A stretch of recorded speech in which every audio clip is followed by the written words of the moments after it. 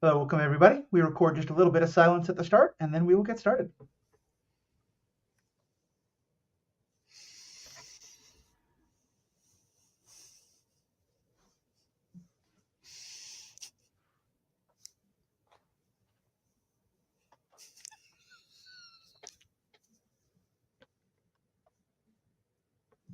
Hello and welcome to this episode of the Star Wars Generations podcast. Today we are continuing our escapades through the Star Wars. Today we are continuing our escapades through the Star Wars show, The Acolyte, talking about Episode 7. I'm joined as always by Alex, who's today representing Saul the Sith, and a newly brunette. Well, here's a question I'm going to pose for you audience members. Erin is wearing a wig that is jet black hair. To me, brunette is basically brown to black and that whole range. I don't know if there's another word for there's a blonde, there's a redhead. What is a word for a person with black hair besides goth? If you believe Matthew's correct, please comment now. Well, right, but there's nobody listening to our comments, so that's not going to really be helpful. But we're going to be doing a big publicity push soon to get people to know exactly when these are happening, stuff like that. But anyway, she is described as the reformed Indira hater. Reformed Indara hater. So glad to have you both here. Erin, I'll start with you. What do you think of this episode? Oh my gosh. I had a lot of thoughts here. I wrote a whole bunch of them down. Lots of quotes. We got some good shit. This is the episode we've been waiting for, guys. So I'm excited to talk about it. Nice. Alex, what did you think? It actually made me angry.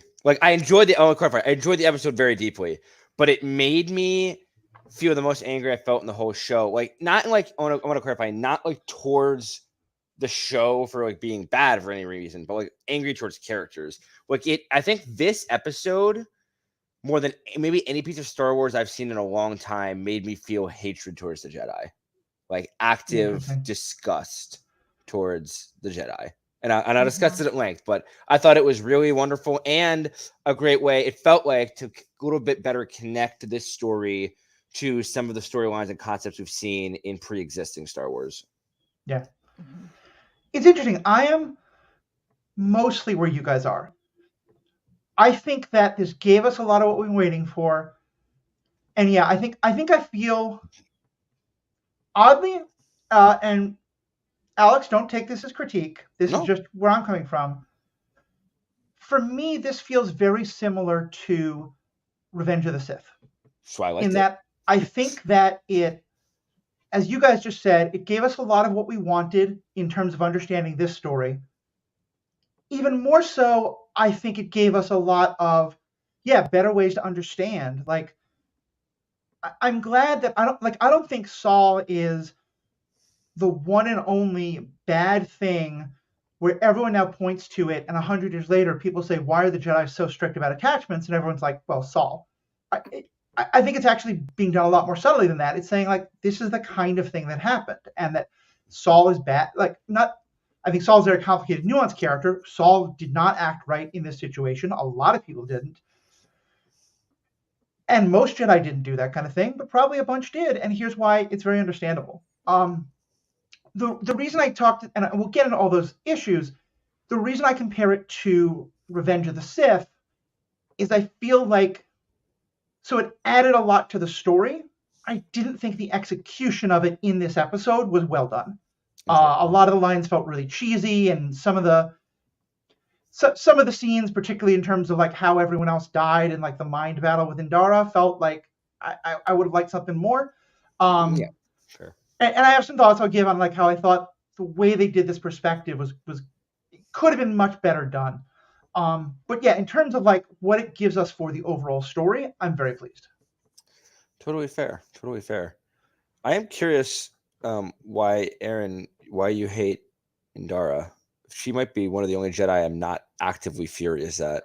No, I'm a reformed hater because I was hating on her. I understand. I was hating on her before because I thought she was the problem. No, in this episode, she's not the problem. She's actually good one. The only not problematic one there. Exactly. Yeah. Well, Kalnaka, we're on the fence about him because who really knows what he's saying. Right. Fair enough. But Um, of the what's the- English-speaking Jedi, she's the only non-problematic one, or the least problematic. Before we get into the conversation that Matthew will amazingly lead, what is the name of the? I'm assuming she's Dathomiri, witch that Coral, Coral. I need to write that down. Thank Mother you. Coral. I'm gonna be referencing her multiple times today. So Yeah. So much of this episode, I think, is a character study. So why don't we do it by going through character by character? And let's start with Indara. Yeah. I would just start by saying I think one of the best comments I saw in this episode is that this is really an episode about motherhood. Let's try that again. One of the best comments I think I saw about this episode is that there's really a lot of mother energy in this, both in terms of, I think, Mother Amaya, is that how you pronounce her name? The non-Dathomiri mother to the girls. the leader. Yeah. Okay. Yeah. She, I thought, was the other voice of wisdom along with Indara. But as well for Indara, yeah, I think she was just constantly trying to counsel Saul, but also understanding that she can't just tell him what to do. I'll turn it over to Erin actually, because I think I really loved her in this episode. I have some complicated thoughts about what happens afterwards, but Erin, tell more about why you are no longer a hater.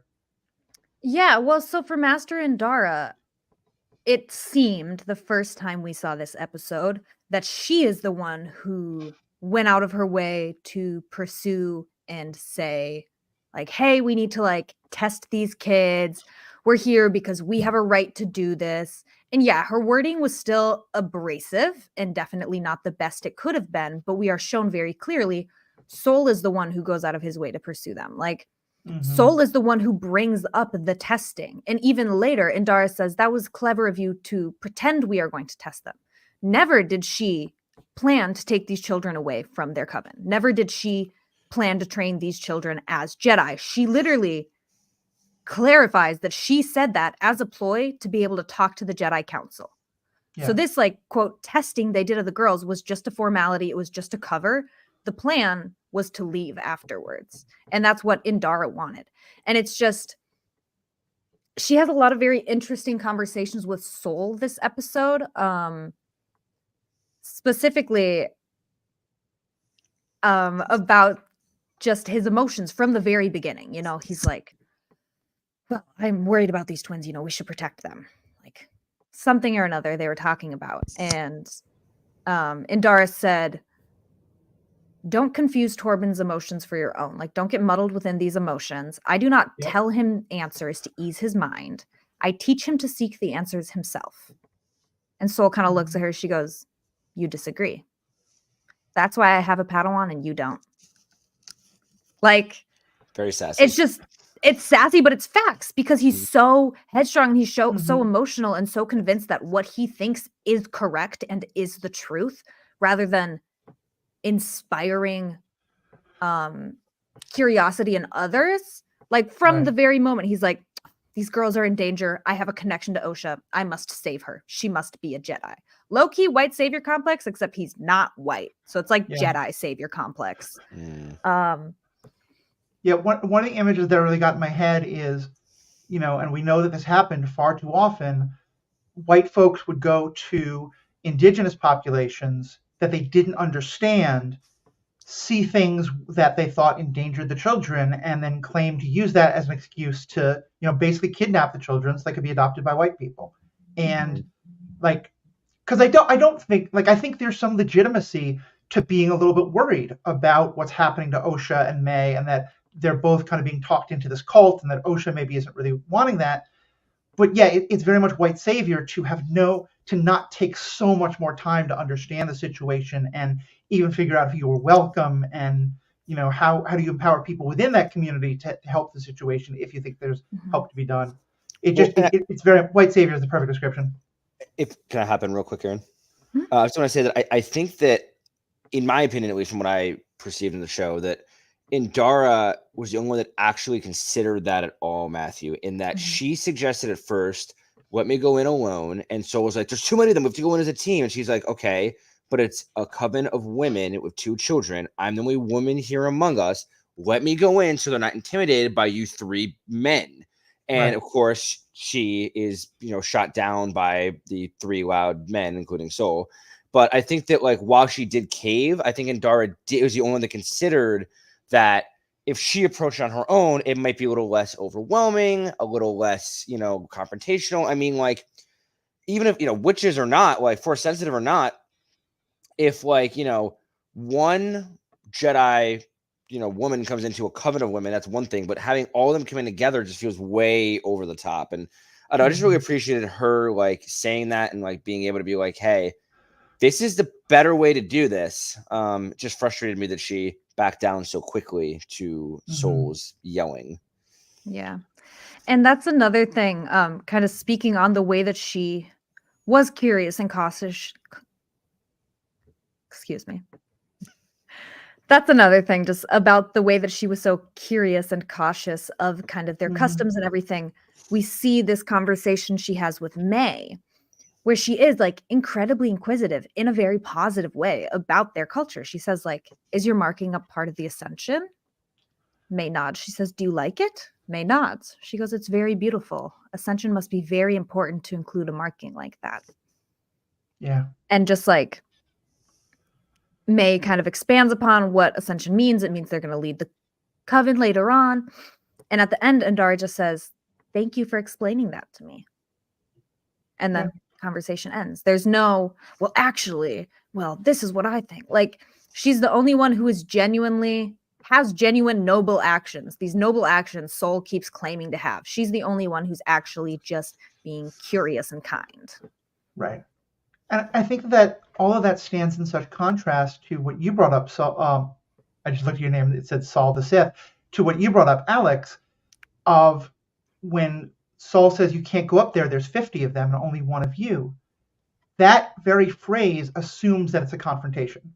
It assumes that a conflict is going to happen and that you won't be safe if or when it becomes a conflict between 1 and 50. I don't really know how 4 against 50 is going to be better, but Right. Yeah. But even putting that aside, it's such a different attitude towards hers. And I think it's important to name that she is still coming from a white savior complex. I think it's important to name that she is still coming from a white savior perspective, and that there's the very idea of her interrogating May like this in a situation that has been created is I think problematic. But you're right. I think it is so different and so much more trying of like, we're in the situation that I did not want. How do I be as respectful to May as I can be? How do I be respectful to all of them as I can be? Yeah. Here's the one thing I want to bring up about Indara. That for me, I think her conduct in what happened here is great. And I don't know what caused the situation, but I'm kind of going on just what we've seen. One of the things that we've seen often in other parts of Star Wars, especially in the Clone Wars, and I think you've seen this a lot in other settings, is when a master and apprentice or teacher and student or Jedi and Padawan or whatever it is, particularly when that student is a child, is underage, go into a situation and the young apprentice does something wrong and bad things result. The mentor, master, apprentice, whatever it is always quick to say, look, no, it was my fault for putting you in that situation. I want to help you learn to not do that again, but I'm going to take the responsibility. And especially if you're feeling guilt about that, I want to take some of that from you and I want to help you work through it. It's not perfect by any means, but I did think there was a little bit of, Erin, what you brought up of Indara's kind of fairly hands-off approach to Torben. Like when I looked at Torben having completely isolated himself for the last however many years because of his guilt about what happened, and then being very quick to kill himself when May just shows up out of that guilt, I have to wonder, like, why didn't that to me feels like a failure of his mentor in some regard. And again, I have to kind of like guess at what actually happened there. And it also goes back to the age-old comment of why in the world does a Jedi not hire therapists? Because they really all need them. But yeah, other than that, I really liked Indara in this. The little bit of that attitude combined with what we saw in earlier episodes made me go like, I don't think you helped Torben the way he needed. I think that's really valid. And I mean, I think all of these Jedi, we just see, it's like a case study on the opposite of trauma bonding. Some people are very bonded by trauma and other people are just completely repelled from each other. And I think my understanding or impression almost of these Jedi after this happened is that they didn't talk, you know? Yeah. Torben became a Jedi Knight. He became a master. He took his vow of silence. And, you know, maybe they ran into each other, but it doesn't seem like they had any friendly feelings, really, you know? Like, Yeah, Kalnaka was isolated on this planet and didn't seem to have any contact exactly. with He them. kind of like fucked off as well. And just like 2 of the 4 were like completely gone. Nobody knew where they were, hadn't heard from them either because they disappeared or haven't heard from them because they stopped talking, you know? So yeah, it's just very interesting where I think you're right. She totally failed him, but also I think there's a lot to be said for probably her emotional guilt and want to just be away from it all, which Yeah. still makes her a failure as a mentor. You know, as a mentor, you take the responsibility of considering your Padawan's emotions. So Right. it's a fair point. The last thing I want to say on her real quick is just it's interesting to me that the Jedi Council directly said they did not want to get involved. They're like, we do not, we've already interfered too much. Like, it made me think that like this group led by Indara, what basically just went rogue, was what they did. And it frustrates me that Indara was unable to reel in Soul, let alone her Padawan. I mean, her Padawan is the one that started the entire rush to the sanctuary the second time. It's just crazy to me because like if the Jedi, the actual council seems to like have understood the situation well and said, no, leave them alone. This is not our business. Like, what are you doing? Like, and like, do not Indara, separate them from their coven. yeah, like don't separate. Like don't separate. Never in my life did I think I would hear the Jedi Council say, "Don't separate children from their mother." Right. That is like their whole thing: to separate children from their parents. They don't separate these twins. Don't take the children. And the one time they make the right call, like this little ragtag team here, like lets this happen. I don't know. Like Indara, I think just enabled Soul way too much and let him get away with too much. I think the same way that I'm sorry, I'm bad with her name. The green Jedi who you love. Venestra. Venestra, thank you. Vern. The way that Vern has kind of been enabling him a little bit in the modern day, I think that maybe that Soul just has this, like, people form a soft spot for him, it seems like, in the Order. And so they kind of let him get away with some of his stuff. Similar, not exactly the same at all, but similar to how like Obi-Wan kind of let Anakin get away with things. And I think that is what leads to problems like this, is because Soul was allowed to let his emotions run wild, and then shit like this happens. Yeah. Last thing I'll say, and then let's move on to Saul. I think this is a really good example of why folks need to trust Disney a little bit more. And I say this including myself. A lot of people after episode 1, myself included, I think were fairly frustrated because we had been told Carrie-Anne Moss was going to be a major part of the show, and she was dead already. And we got more of her in episode 3, but especially here, like, I now am completely convinced that A, she was fantastically cast and that she acted brilliantly, and that she absolutely deserved to have the attention to her that she did in terms of the publicity and stuff like that. And so, yeah, to me, and I think even after episode 3, I was thinking we would get this, but I think it was a really good lesson of like, yeah, sometimes we are going to see a lot more of a character than we think we are. And I think that's a good thing. Let's talk about Saul. Alex, you want to explain your nickname? I really do. So I just want everyone to note that in my notes for the episode, I just wrote in all caps at the bottom, quote, "Bro, Soul did not just let May fall. Brother, what are you doing? This man messed up." I didn't think it was possible for someone to mess up in almost as bad of a succession of bad decisions as like Anakin did in episode 3. Like you said, it's similar to Revenge of the Sith. But Soul made every bad decision possible. First off, he like follows, I guess you get it. He tries to get in contact with Indara first. But once he doesn't, he just follows these girls and then goes all the way. I thought he was going to stop once he like found their hideout. No. This man decides to infiltrate the hideout, scale a mountain that looked like I was watching someone climb like Mount Doom in Lord of the Rings, the way they were panning out of this thing. And then like stalk the children and everything throughout this, then leave, and then basically like force Indara to let him storm back in there. And the whole time you can so clearly see how like emotionally unstable he is. And I'm curious why he's so like hell-bent on like getting these children tested and like saving the like does he have like that bad of a savior complex? Does he genuinely believe he's doing the right thing here? Has he had a bad experience with witches? I don't know. It's just like, I mean, all that being said, he made two specific moves that just blow my mind that were so un-Jedi like. One, as soon as the main mother in the coven, whose name I cannot remember still, Anastasia. Anastasia, started whatever she was doing, dissipating into a black cloud, clearly trying to like break up a fight. I think his first instinct is to murder her, is to just stab her when she was being like a fair voice of reason the whole time. That seems insane to me. And then later, he's holding up May, holding up Osha, and I get it. Like he can't, he had to make an impossible choice kind of deal, and you can make that argument for sure.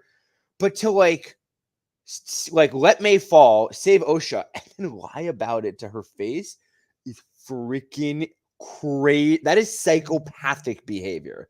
And so I just feel that Soul has not only walked the line, but it feels to me like committed acts that venture into the territory of the Sith and the dark side. Like that is just murder and deceit and letting your emotions rule every decision you make. He just really, really angered me this episode. Like I really liked him early in the show, and as the show has progressed, I have liked him less and less and less as an individual. I think I like what you said about him feeling unstable, and I think that's like the perfect word for him in this episode because he just is. Like he's unstable. Like, like you said, Anastasia kind of explodes into her dark mist, and not to defend Soul in any way, but if I were him, I would have seen that as the beginning of an attack versus her trying to break something up because, like, why is this lady turning into fucking mist? That being said, I wouldn't try to stab her immediately. That would not be my first chance. But the moment he does and she turns back to a person and the black drops from her eyes, he looks so like uncertain. I don't know if it's scared. I don't know if it's confused. I don't know if it's sorry. It's probably all of them. It's like he knows he fucked up immediately, and it's just, but at the same time, like you said, he lies about it. He doesn't do anything to make it better.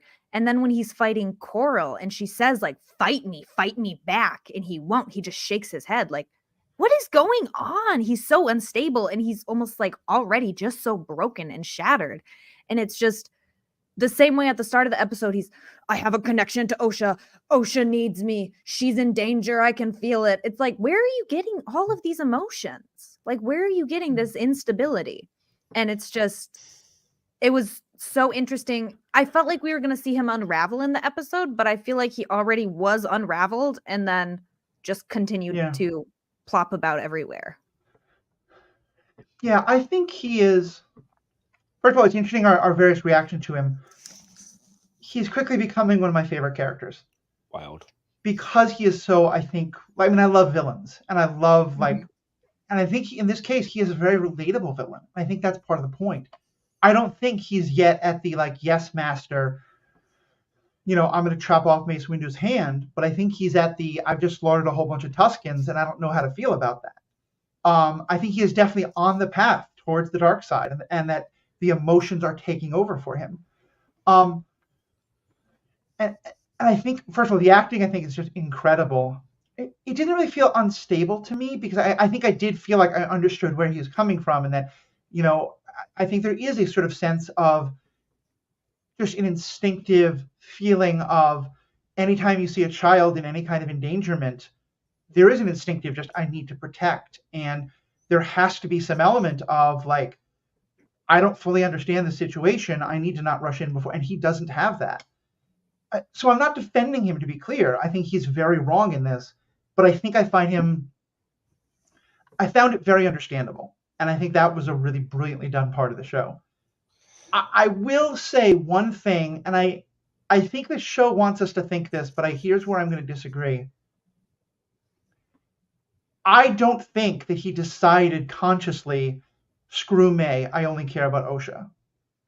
It felt to me like what the show was saying is, you look how much he was straining to hold them both up, that he came to realize he could not save both of them. and that if he tried to save both of them, both would die. And so in that moment, he chose. And he did choose out of his attachment. And, but I wish the show gave us a little bit more to help us understand that.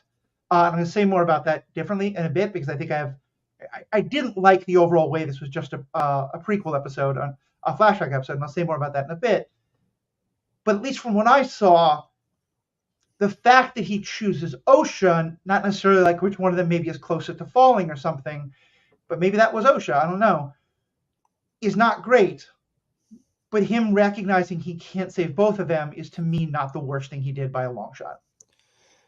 I think that what bothers me is that, like, in Anakin's case, the death of his mother, manipulation by Palpatine, like, there are, like, kind of reasons we see on screen, or even just, like, suggested off screen, of to why he is unstable and doing crazy things like killing Tuskens. We have been given, and again, there's one episode left, so maybe we'll get more. I don't know what kind of more backstory we get, but there doesn't seem to me to be any reason that Soul should be this erratic. Like, just, he's so emotional, so quick to, like, to dive into his emotions, and I feel like there's no, like, reason that we're given for him to be this way. Like, all the other Jedi that we've seen from this era, like, they're not perfect for any means, but, like, even again, freaking oh my god, she was 3 hole punched. I forgot her name as well. Jackie. Even she was questioning how emotional he was and his emotional attachments. Mm-hmm. Like, why? I think I'd believe it more if there was some, even just a conversation briefly on screen where they're, like, talking about him losing a Padawan or some traumatic thing from his past or something, but, like, it just feels like there's no reason for him to be acting this way, and he's just so all over the place with his decision making. Yeah. Shoot, I was gonna. I'm going to jump in, but I think the men have been talking a lot. So, Erin, did you have something else you wanted to jump in with? I did. Shit, what were you just talking about, though? Anakin. There it is. There it is. The further we get into the show, the more I understand how the creators watched Squid Games and said, "That's my soul." Yeah. It's all making sense. It's all coming together, like, this character is so complex, and really, like, you do need a master actor to take on something like this. And Lee Jung-jae is just doing so good. He really is. And Squid Games is about nothing else but people falling to the dark side and, like, create the situations where that's really the only way someone can survive. Go ahead. Sorry. Oh, well, I was going to kind of change the subject. Is there something you specifically wanted to talk about? Yeah, I think this is a good time to transfer into kind of a big thing I wanted to talk about, if that's okay with you. Yep. So I think I'm hearing what you're saying, Alex, and how we are kind of not sure how to see this, and we don't know what was going through Saul's head. And this is where I think is my biggest problem with the way this was executed. The first time we saw a flashback, it was specifically from Osha's perspective. It was what Osha remembers of what happened. We were set up in a way where it seemed like Saul was about to tell May, and perhaps even Darth Biceps was going to tell Osha, if he presumably has learned more about what happened. And one of the things I think, I know this is controversial, but that I loved most about the movie Last Jedi is we used the idea of, it never told us exactly what happened. It told us 3 different memories of what happened, because particularly in terms of when people have memories of something and they are shaped, and their feelings and emotions towards others are shaped by that, to some level, like, the idea of, like, an objective truth of what happened is very hard to find, because the objective truth doesn't have the emotional content in it. And I think that even if it wasn't that kind of Rashomon style, if we really believed Saul was being truthful this time, if Saul had been telling us this story, and so we did get a lot of flashbacks, but we also got Saul's narrative that kind of explained why he felt the way he did when he saw Osha, and we got to see May reacting to this, I think that would have been a much more powerful way to tell this story.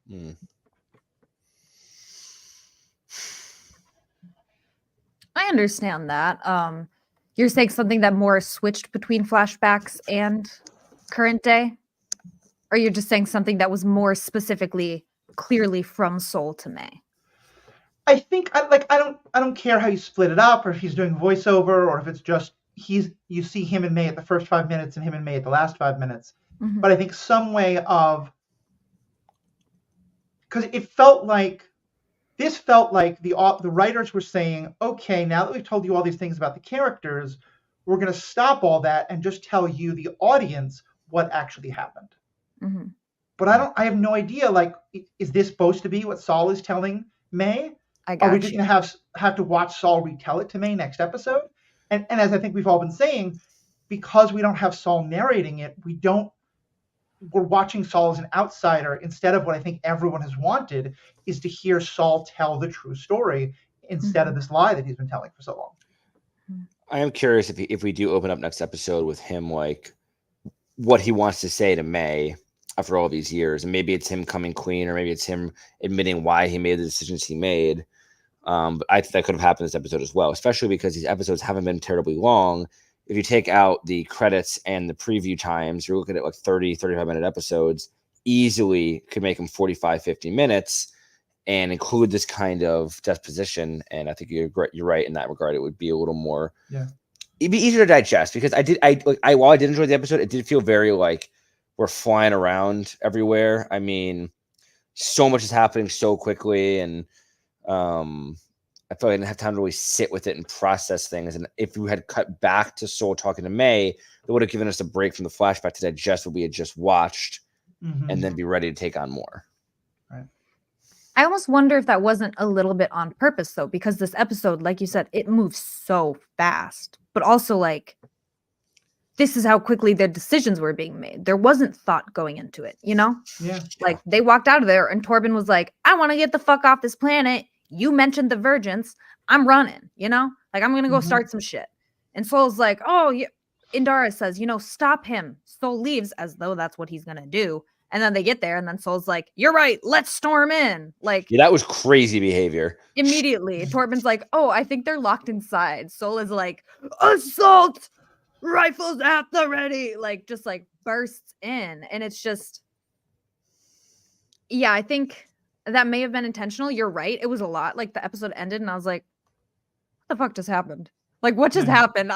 So much just happened that I can't even track. But yeah, I think if this was a longer show, like I think this is a phenomenal story, and I just don't think 8 episodes is going to be enough, because I think I do like what you're saying there. And I think if then the next episode, if this was basically like the conceit was that Saul and Biceps were both telling this to Osha and May, and then the next episode is mostly about their reactions to it moving forward, and we have 2 more episodes or 3 more episodes, whatever, I'm bad at math, however many more it would be, I think that I would have loved.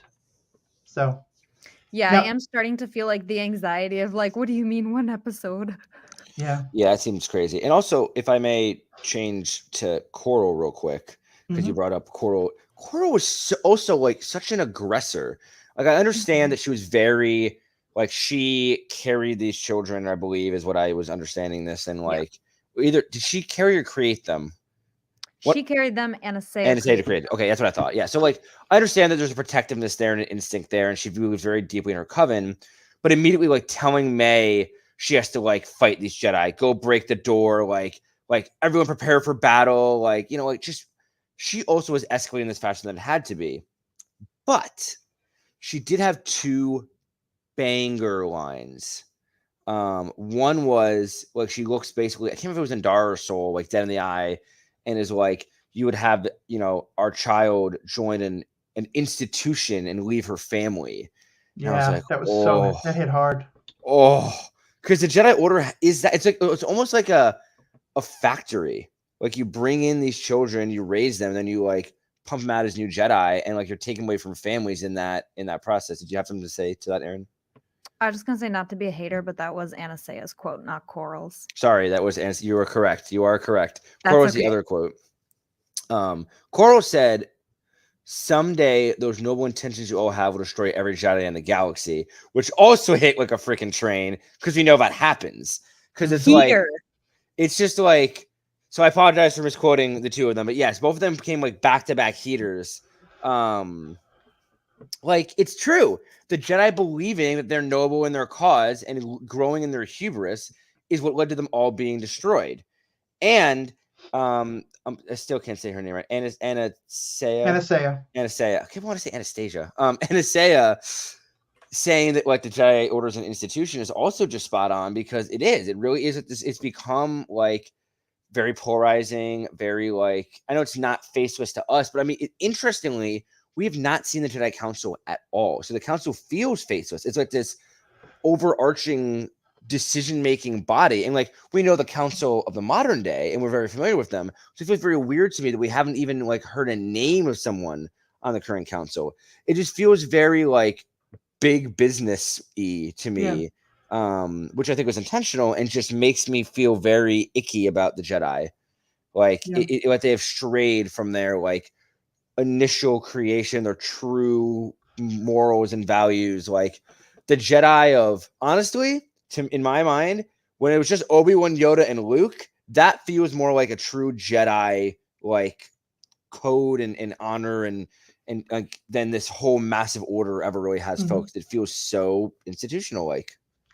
I mean, for me, as someone who, because this is the area that I've studied, has always seen the Force and the Jedi somewhat as a religion and a religious institution, there's an awful lot of truth to that. Like, if you just study world religions, and to be honest, to be very clear, I'm someone who has a very, I think that religions can be a positive thing and can also be a very negative thing, but that often, it starts with a couple of people with an idea, and then that idea grows, but then over time it becomes institutionalized, and that's where a lot of the problems come from. And so, yeah, that idea of, and I think that's why I'm really excited to see some of the new movies that are about Rey trying to rebuild the Jedi, because it's like, how do you not fall back into these exact patterns? Erin, I think you had a different direction you wanted to take us in. I wanted to chat about Torben. Yeah, because go for it. we learned a ton about him. I mean, first of all, he's kind of a brat. Like, he's like, we're not doing anything important. We're just studying plants and it's been a whole 7 weeks. I want to go home. Like, oh my God, stop bitching. Get over it, But also, it's so interesting. Like, Anastasia picked that out immediately. Like, the moment they started having that confrontation and they were talking with Indara, she was in his head. Before she ever even visibly took over, she was pacing around him and really like, it's the idea of like corrupt. And it's not that she was necessarily trying to get him to do something bad, but she could tell his insecurity. She could feel his unrest, and she was just poking it and trying to like prod him into luring the Jedi away, because that's what she wants. She wants them to just get out of here, and that's what he wants. So she saw this as, we want the same thing. How can I influence you? Right. And so she specifically she said, you wish to return to Coruscant. Your master denies you. I would not keep you from what you want. I would always let you have what you need. And that was just like such a interesting statement of like the difference between the light and the dark, and just how polarizing, or how maybe like seductive the idea of having what you want and having what you want be a need, versus being like, what you want doesn't matter. The will of the council, the will of the Force, Right. It's that feeling of almost like selfishness or greed that is so un-Jedi and non-Jedi like, that she really just like turns on within him. And it's so interesting, because that's exactly what then happened, is that he wanted to get out so bad, he made the most rash and reckless and destructive decisions he could have. And Soul followed behind him doing exactly the same and worse. So I want to say two things on this. First, in terms of Torben, I think your description of him is accurate, but I want to say a little bit in his defense. Which is, for me, as someone who grew up all of my life until my mid-20s in New York City, if you had taken, which basically is Coruscant, I mean, it's like, So true. no one I knew could drive until the age of 25 because we were just so used to, like, the idea of seeing like a full sky terrified me because I'd never seen anything else because there were buildings all over the place. The idea that you would take me at age 16 to a wilderness, I would have been just as freaked out. And maybe as Padawans, they're expected to do that, but maybe also, like, this is another shitty part of the Jedi. Like, have some Padawans should get a little more buy-in. Is this what they want to do? What kind of missions do they get to go on? That's a whole other story. But to Anastasia, I think part of what the story is making us do is question the binary of light side good, dark side bad. If you want to do Sith are better than Jedi, Sith are worse than Jedi, I'm 100% there. The Jedi are a flawed institution. The Sith are evil. Like, I have no arguments against that. Most of the time, the dark side is used for bad things. No argument against that. But in terms of what she did, and let's be honest, she was kind of like mentally tempting him, but then basically just like mentally took him over and said specifically, I won't give him back. She was like, kidnap, she was like holding him mentally hostage. Her and what you said about Coral being so aggressive, when you are being invaded or threatened with invasion by colonizers, I'm not going to stand in moral judgment of the ways in which you fight back. Totally. And yes, I'm very much making that statement about modern day situations, but also about, these kind of situations. Well, I'll stand a little bit of judgment, but I also don't think my judgment matters very much. Fair. In that, like, to me, if you don't like the way someone's fighting back against oppression, don't oppress them. And yeah, if you don't like all the stuff that these people are doing to protect themselves, go away and stop making them feel like they got to protect themselves. And I will agree with you that I think Coral was somewhat hot-headed. Like, I think it would have been better if Coral had been able to listen more and not just act. But what Amasea does is clearly tapping into the dark side of the Force. And it's not something I would want people to be like trained and happy and ready to do. But I have no moral problem with what she did. That's fair. I understand that the burden of ruling Westeros really weighs on a person before they get to this planet. I'm kidding. I'm sorry. But in all reality, I think that I don't know if I understand why Torben, of all of them, went into that cone of silence for a decade. I understand having trauma from his experience. Hell, man, if I was attacked by a Wookiee Jedi master like that, I was gonna say I would have some trauma, some deep distrust and trauma. Getting just face smashed. The way that like he, says to May, like, I apologize, like I've been waiting so long to like forgive me, like I will kill myself for you, like that feels excessive to me in the role in comparison to the role he had. Like, yes, he was rash, he rushed over there. Yes, he wanted to like grab the children because he believed in if we found the versions, we can go home. I do want to talk about the versions in a minute as well, but I don't know. To me, like his role in it overall, like he was a child. Like in the end of the things, he was a Padawan, and like, yes, he's responsible for his actions. Yes, he was old enough to be aware of that. I'm not giving him a free pass by any means, but like, Solon and Dara like lived their lives, and like, I guess that like it being in his formative years, it might have like scarred him more, and maybe that's why. But it feels like 10 years of silence is almost like a cop out. It's like, I'm not going to actually deal with this. I'm not going to try and make amends. I'm not going to try and like be a better person moving forward. I'm just going to hide in a shell for the rest of my life. Like that just seems, and to be fair, I don't know, maybe he was reaching out to the Force to try and help people or figure something out, but it just felt a little like a cowardly tactic to me instead of like dealing with the problem head on in some way, or at least like Matthew said, find a Jedi therapist or something. Like, so again, I get it, but 10 years of silence for his role in that feels extra. I think that was a lot of words to say. You didn't have an emo phase when you were a teenager. I did. But like 10 years in a bubble of silence, even emo Alex couldn't handle that. I'm too social. I think I agree with you, except for one major factor that I think also further traumatized him. And Erin, I'm not asking you to cross out the Reformed, but I do think this is another big strike up against Indara that we didn't talk about. Mhm. This whole episode, she is the one telling him, Indara is telling Torben, you have to live up to these ideals more. You have to stop putting your own needs ahead. You have to do all these things. And then when he screws up and Saul screws up and everything goes bad, she's willing to lie.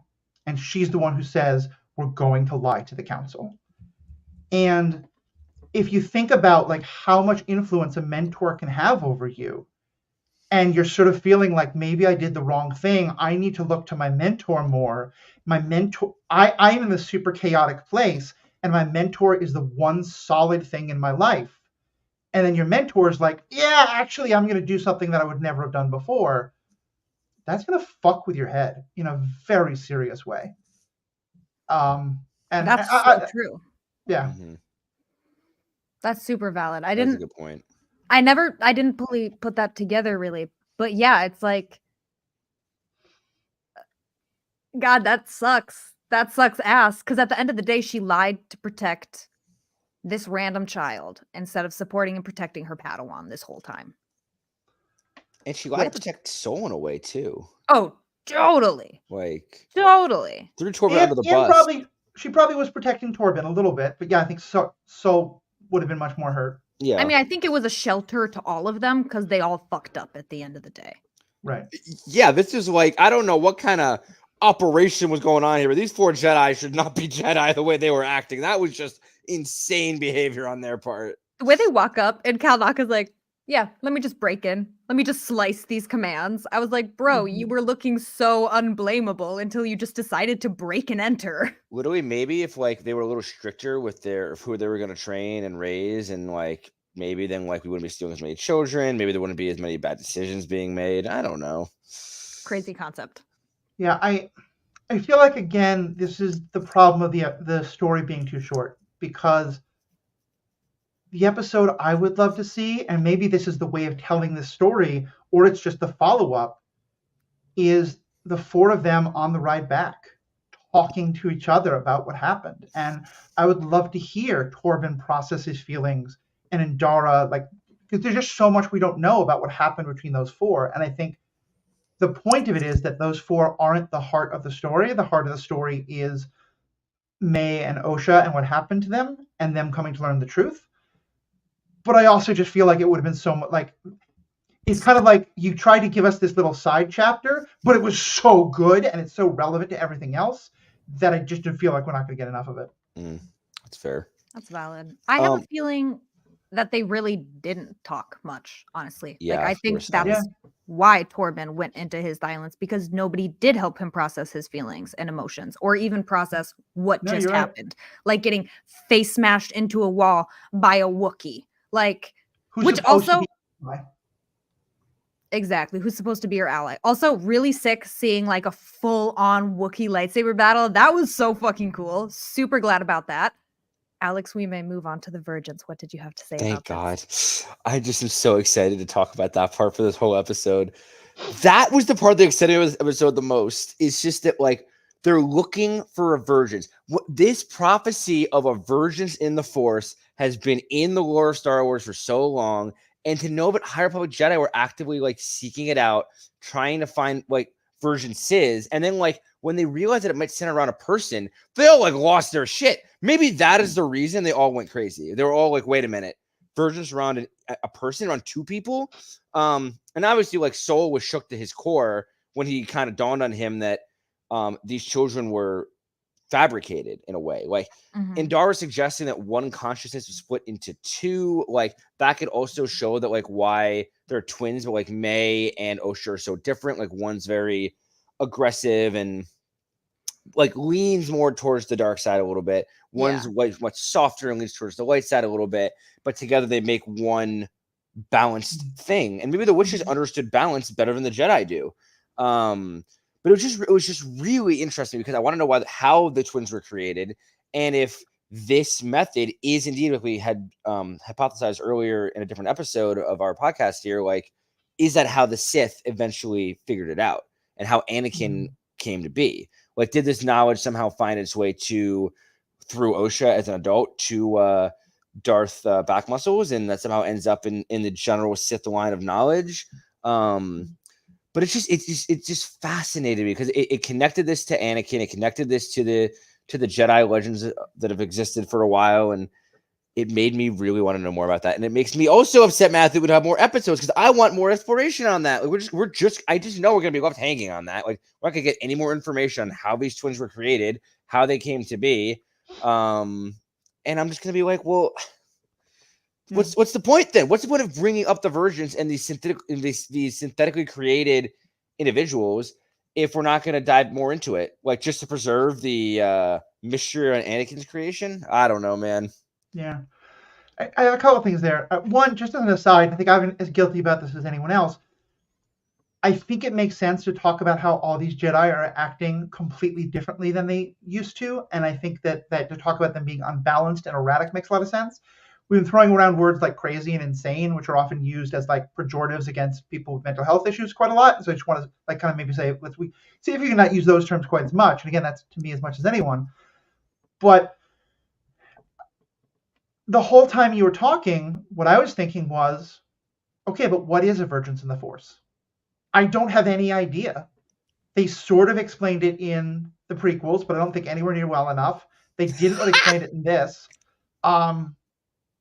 I mean, I don't want the next 5 minutes to be us discussing what it is. I'm sure you guys can explain it to me offline, or maybe just take 30 seconds to explain it now. But to me, that's again failed storytelling. Is like, if I have to remember something from a movie that came out 20 years ago to understand what's happening, it just felt so out of left field that would be the specific thing that Torgman would go, because like, okay, well, you found it, but what are you supposed to do with it? You know?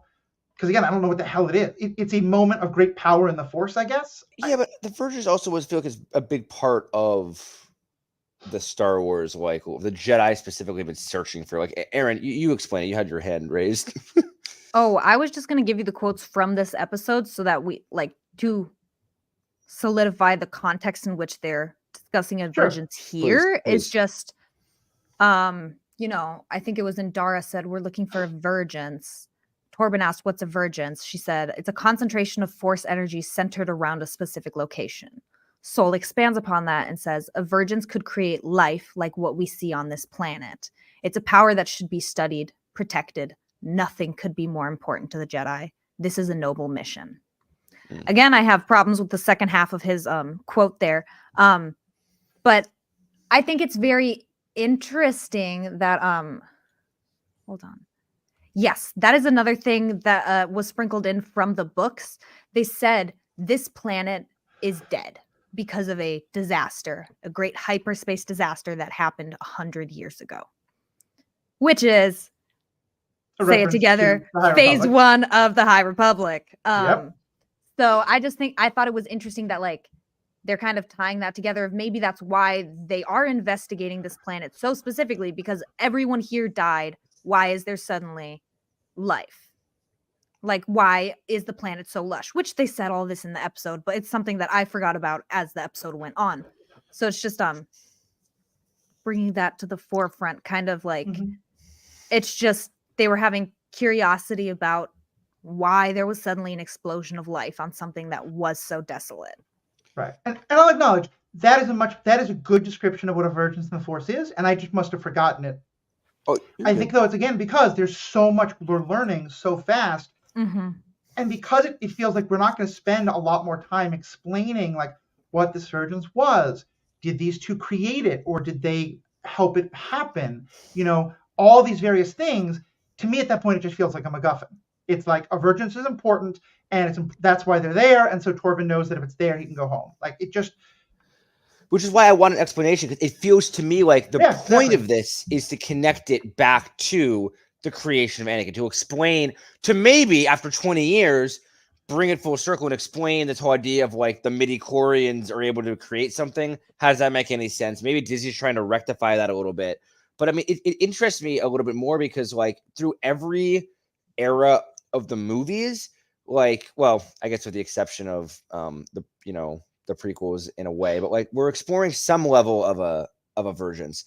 Anakin, in the early era here, the Jedi are searching for these two twins. In the original, it's twins. In the sequel series, Rey and Kylo are considered like a dyad in the Force. Like it's always these like the Force surrounding one or two individuals, and it feels like that's always kind of the center focus of these stories.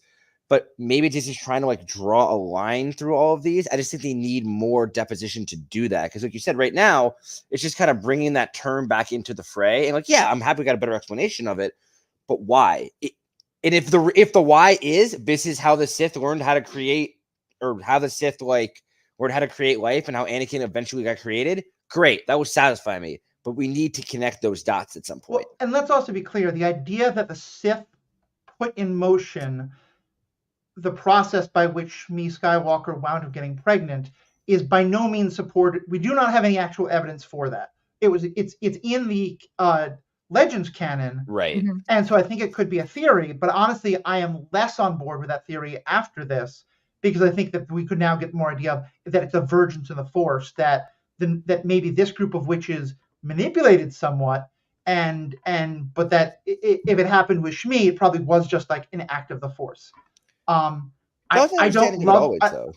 Say again. That was my understanding. I mean, I could be incorrect, but my understanding was exactly what you described, was that Shmi, like the Force, had that version to create Anakin, but it was just that like it was responding to Sith efforts to create a being and to maintain balance. The Force acting on its own accord to create Anakin as a countermeasure. So it was almost like a. So would it make more sense to reword it as like the dark side created Anakin to balance out the Force, or do you specifically mean Sith? No, because I don't think the Sith.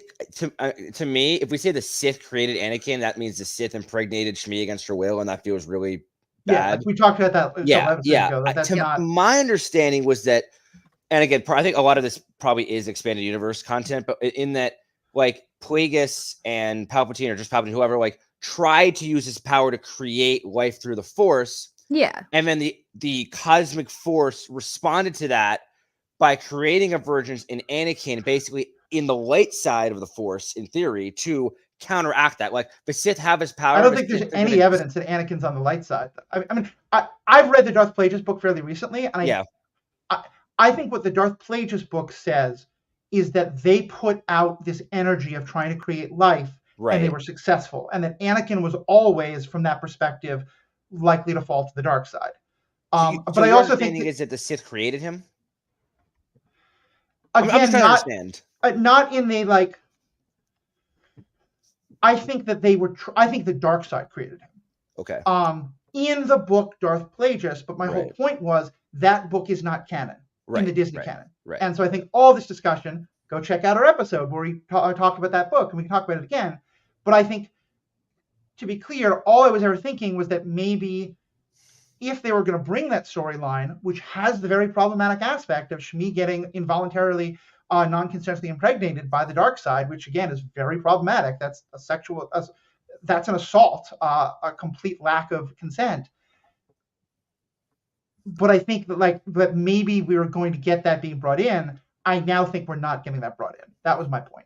Like, I think it's in Legends, and I think it's an interesting story in Legends, though very problematic. I don't think we're getting it in here, because now we have this vergence idea, which is part of that as well, but it takes us in a different direction. But again, we just need 3 more episodes to explain all this. Right.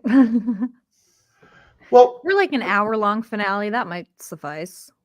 Yeah. We've gone about an hour, speaking of things going too long or too short. And we're going to discuss a little bit more some of my ideas of how the story could have been better told, and comparing it to Last Jedi specifically in our bonus member section. Of course, if you haven't become a member, please think about doing so. $5 a month, $55 a year. You get all of the bonus content at the end of episodes. You get full bonus episodes. And of course, you help us keep the lights on.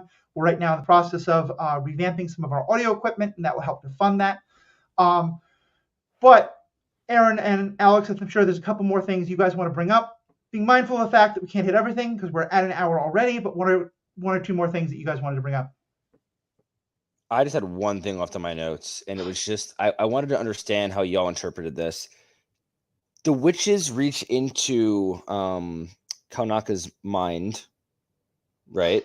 Mm-hmm. And then Indara broke that, and then they just all They didn't die, right? You interpret that as them passing out and then the fire killed them, or do you interpret that as they died when Indara broke their hold on him? Because that confused me. I think it was clearly saying, and I didn't like. Again, I thought this was poor execution because they needed more time to make it more believable. I think they were saying Indara killed them, because remember there were no burn marks. There was nothing. They did not look when we saw their dead bodies like they had in any way. And what if they were out cold at that point and not actually dead, or if they were dead, what if they inhaled like carbon monoxide or something? Like, I don't know. Like, I didn't like. To me, it wasn't clear if it like they were dead at that point, and maybe that's just my own confusion. I don't know. I think that's possible. I think it's a failure of the story that it didn't tell us. Yeah, it's interesting. I didn't really think of it as they could have just passed out, because that's true. Maybe the fire killed them after they all passed out and fell asleep in the middle of a burning temple or whatever. That's very believable. I did interpret it as like their souls leaving their body. Like they lost the spiritual and the mental battle, and that was all for them. Which I then also was like, that's kind of dumb. Like, all of them at the same time. Like, I mean, it felt like it almost felt like when like in Dathomir, like when you kill them, like the mother who was leading all of the risen up sisters, they all just died immediately. It just felt very. I don't know. That's why I thought they just passed out. Like they had their connection broken, they passed out, and the fire killed them. But if that's actually their death, that makes me have extra issues with the way that was executed. I'll say either way, I think it's somewhat of a cop-out. Yeah. Because I think what they established was that something that Saul or the Jedi did led to the deaths of all these people.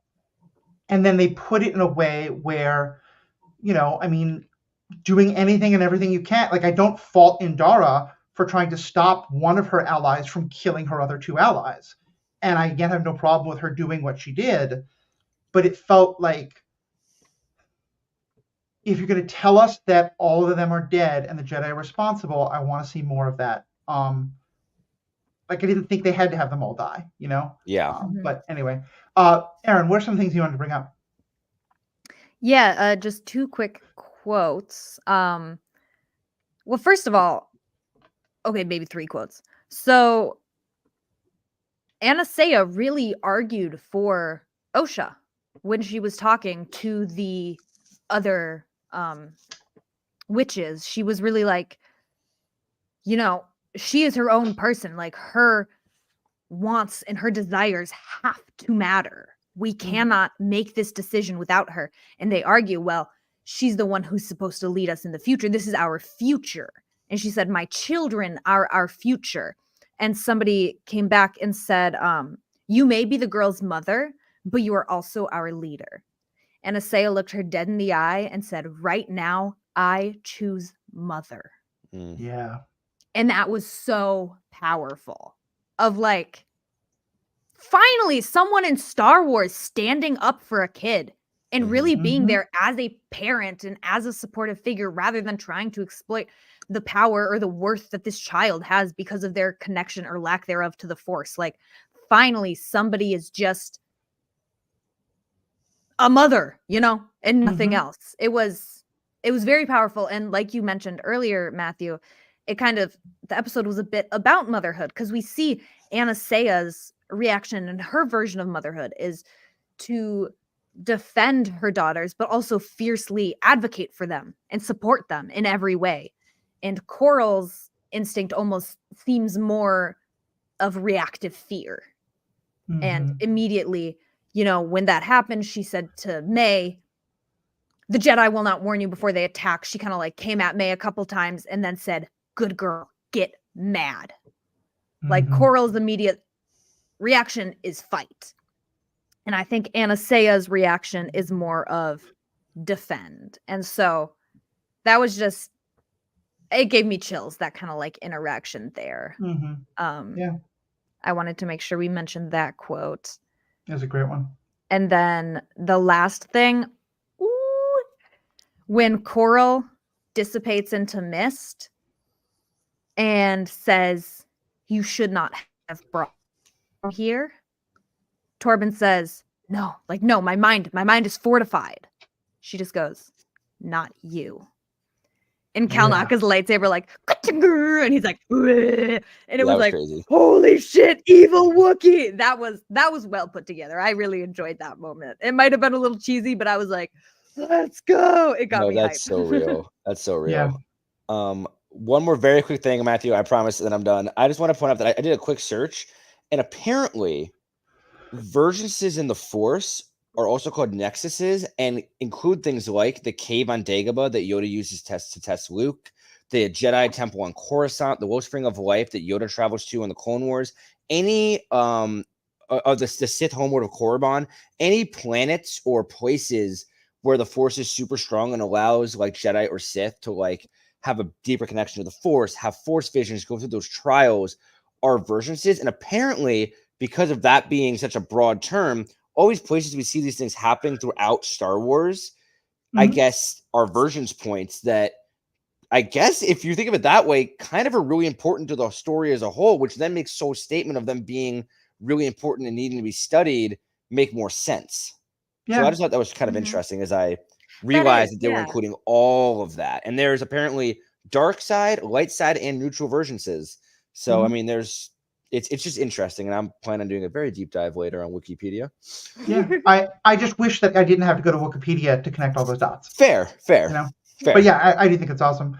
Last thing I'll just say about Kalnaka. Yes, watching him fight with a lightsaber was amazing, and I like getting to see at least a little bit of him. But in the bonus episode that only members can check out, we may make it available for everyone in like 6 months, but or you can become a member, $5 a month. We did our last episode on the most recent book in the High Republic, Temptation of the Jedi. And in it, we have a point of view Wookiee character. And so we get to hear, and we've had that point of view of a Wookiee character a lot throughout the books, but here we especially get him. And one thing Danielle and I talked about is that we thought one of the things we were disappointed in Acolyte is that we hadn't had more of Kalnaka as a character instead of just, a plot device. Yeah. And I think that, like, yes, because they speak Shriwook, like, it would not make any sense for them to speak, English or human language, because the whole point is just that's not what their vocal cords can do, which is also why we can't really speak Shriwook very well. But like Chewbacca was a completely realized, fully fleshed out character, and I always understood his motivations and his perspectives. And so I kind of feel like they chickened out a bit in not giving us more of, Kalnaka's perspective. And it's just, again, the show is doing so many things that maybe it's unfair to ask them to do more things. Yeah. But it's just disappointing to have a Wookiee and feel like he's kind of wasted. That's fair. That's very fair. Like, he's kind of just been the Wookiee, not like a Jedi Wookiee who has character and motivations. You're right. It's kind of just like, and he's there tinkering with electronics and growling and looking scary, and then he's dead. And then he's possessed. So yeah, hopefully they can amend that in the future. We can see some more fleshed out live action Wookiees. That'd be cool. Yeah.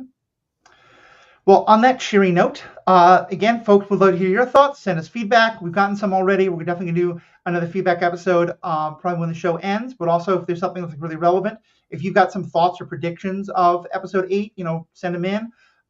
Whatever you want to do. All the information is on the website, theethicalpanda.com, or in the show notes. Also, there's information about how to become a member. It's just really a great thing to do. You get a lot of extra content. You support us, and it's only $5 a month.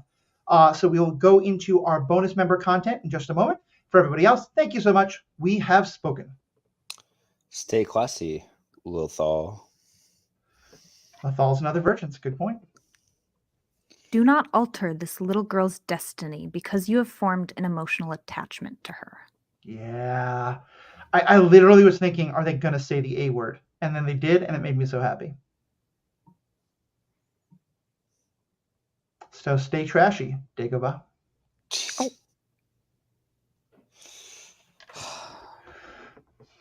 All right, welcome back, everybody. This has gone very long, so I don't want to make this too long, but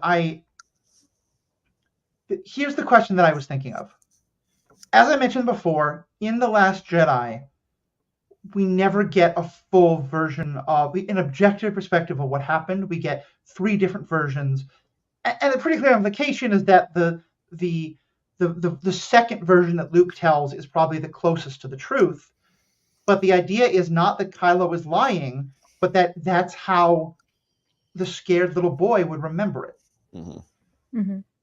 Do you think that if we got something more like that, in terms of we got Saul's version of the story and maybe May's version of the story, or maybe bits and pieces of all those other Jedi stories, or something else like that, where we were never given the exact objective, here's what happened, but we're given a sense of like this is Saul telling the truth, and so it's a lot closer, but still being clear it's from Saul's perspective or from someone else's perspective, maybe May's perspective, would that have been a better way to tell the story? It's tough because for me, I actually was most interested in May's side of all of this. I would really like to see May's side of the story. But at the same time, like, I want to see all their side. I want to see what it was like for Indara through all this, what it was like for Konaka, what it was like for Torben. But like, I think that at the end of the day, like, if we show from that many different ways or multiple different perspectives, it might end up feeling kind of like it's dragging on a bit. Yeah, no, you'd have to do it well. You'd have to execute it well. Right. Sure. And like, well, that's the thing is that like I don't know if they would maybe execute it well, especially like from what I've seen. Like again, I've really enjoyed the show. We've talked about this episode while being really enjoyable, wasn't executed as well as it could have been. And so I think that it was done well. Pieces from Soul's perspective, pieces from May's perspective, pieces from Osha's perspective, and you kind of figure out what you think might be the truth. I think would have been a little more compelling. Because like you said, we kind of this felt very rushed. Like we were rushing through the story to fit into this timeline, and it was the objective truth. But like, I don't know, just made me pissed off at almost every character even more than I was before. That's fair.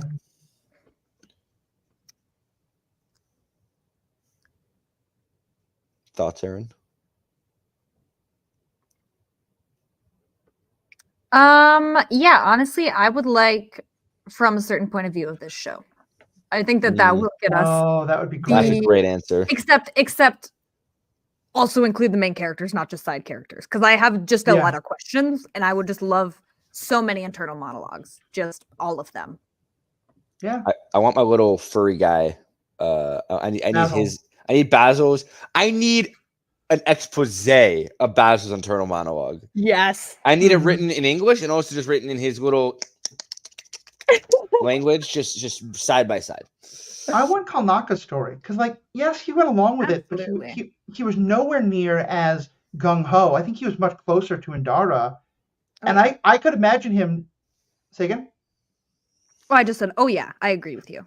Oh, okay, yeah, cool. And I could easily imagine him being like, okay, what are we doing? Okay, I got controlled by these people. That's not cool. And now Indara's lying? Okay, the Jedi are dumb. I'm going back to the trees. Like, like we have no idea what was going on in his head. Yeah, I would love I think a point of view, but instead of it being like 30 like vignettes, it's kind of like 6 short stories, of just individual people's either the full version of the story or just like their perspective on it later, or maybe just, because one thing I was thinking about, you're right, if none of these people are talking to each other, then I think that explains Torben even more, because then he can't talk to anybody else about it. He can't talk to a fellow Padawan because then he's giving away the secret. Yeah. Yeah. And I also would love to see more of Konaka because he's the only Jedi. Like Indara put up a fight. We have to learn a little bit more and see Torben, having grown older. Konaka they just cut the whole battle scene. He's just dead in a chair. Like he just very much gets a very like uninspiring and very little backstory. Like such a cool character that we don't get a lot of. If they kind of let like, I understand it's hard when you have multiple like main characters to really focus on all of them, but it felt like we really got at least some level of a deep dive into the psyche and persona of May, of Osha, Darth Backmuscles, Torben, Indara, and Soul, but not Konaka. And so I agree, Matthew. It's a little frustrating that we let the Wookiee down. Yeah. What about the droid attack on the Wookiees, man? Nah, Coyote's is a traitor. I don't like him. All right. On that happy note, I think it's time to say goodbye. You know what? We've said some things. Oh, I guess stay classy again, Lothal. I don't know. You got some Loth cats. Right now, I choose Mother. I choose father. Okay, I choose Wolfcat. we're done.